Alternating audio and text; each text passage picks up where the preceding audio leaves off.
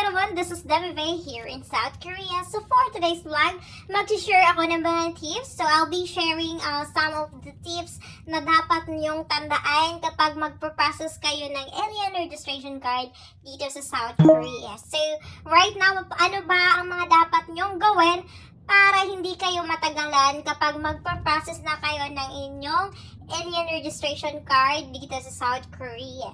So right now, actually, ayan, kasama natin sa isang name at kakarating na natin dito sa parking lot ng immigration. So dito tayo napunta kasi ito na lang yung available na parking lot. Malapit sa basurahan na to.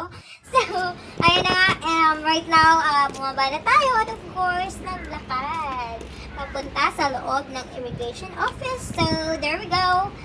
Actually, yan pala yung isang name natin. So, all around talaga si isang name. Marunong pala siyang mag-drive. Oh my God, sana all.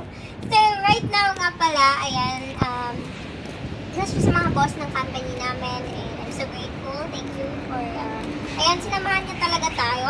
So, ayun na nga, thank you for your time. I appreciate you once isang name. Shout out to you. Well, right now, nandito na tayo, papunta na tayo sa loob at yan na nga, immigration entrance. Ayan, nasa entrance tayo. Ayan. Yan yung application form. So, not just tips na isi-share ko sa inyo, isi-share ko din sa inyo for today's vlog. Kung ano nga ba yung mga documents na dapat nyong i-prepare kasi nga, as you can see, mahaba yung pila, right? So, ayun na nga, on this vlog, tapos na tayo. Ayan, yan yung ma-receive nyo after nyo mag-process ng requirements. Ganun na po kadali kapag naka-prepare na po kayo ng mga documents bago kayo pumunta dito sa immigration. So, madali lang po talaga siya, yung process sa akin. Basta ready po kayo, yung mga documents na dapat i-submit is naka-prepare na po yun. Kaya watch this vlog. I'll be sharing the requirements or the documents that you need to prepare bago pumunta dito sa immigration office. Okay, kung saang immigration man kayo malapit. So, anyway, ano nga ba yung mga 6 requirements? So, 6 yung i-list natin na requirements, 6 requirements kapag mag-a-apply kayo ng registration. Alien registration card or also known as ARC dito sa South Korea. So, right now, ayan na nga, first and foremost, ayan na nga, you can see earlier, may dala tayong application form for alien registration. So, ayan na nga yung pinaka-importante na naka-prepare na yon, na-fill out na yon yung mga details na kailangan yung i-fill out, details ng company, address nyo, complete details mo, personal details mo. So, yun. Ang sa akin naman is yung isang name na namin yung nag-prepare.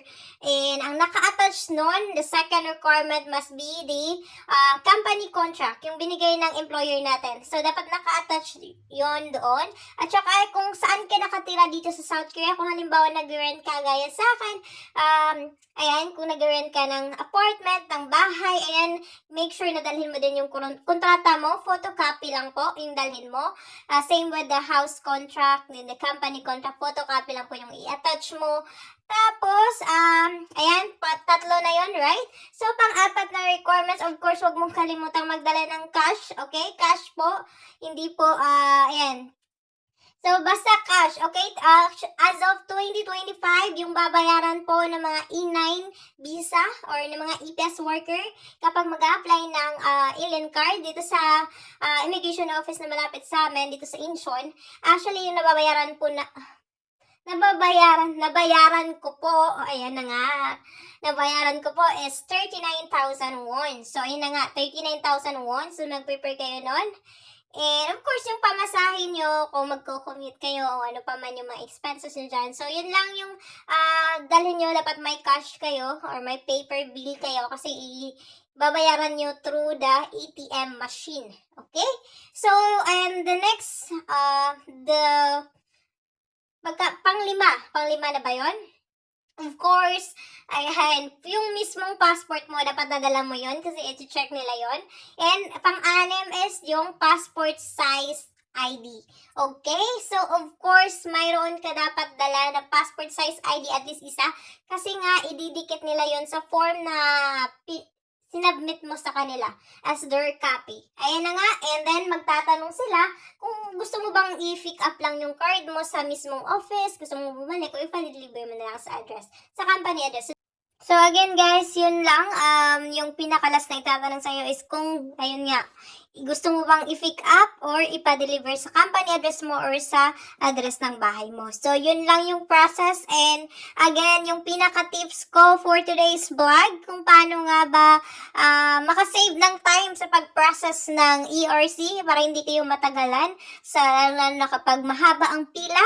Ayan, mag-prefer agad ng, ayan, application form. Make sure na naka-fill out na bago pumunta sa immigration office. So, yun lang yung pinaka importanteng gagawin nyo. Tapos, huwag yung kalimutan yung nai-discuss nating 6 na requirements. So, that's all for the requirements and the tips. And actually, right now, naglakad nga tayo kasi nga, ayan na, tayo yung nag-process na, tayo yung nag-continue sa pag-process ng ERC natin.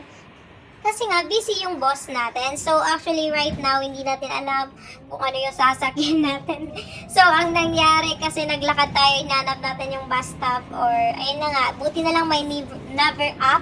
So, yun yung malaking tulong dito, lalong-lalo na sa mga baguhan na EPS worker, or mga gumagala, or may planong gumala dito sa South Korea. So, if you have a plan to, to have a vacation here in South Korea, so make sure na may never up ka para never kang mawawala dito sa South Korea. Well, finally, right now, as you can see, we are now here inside the bus.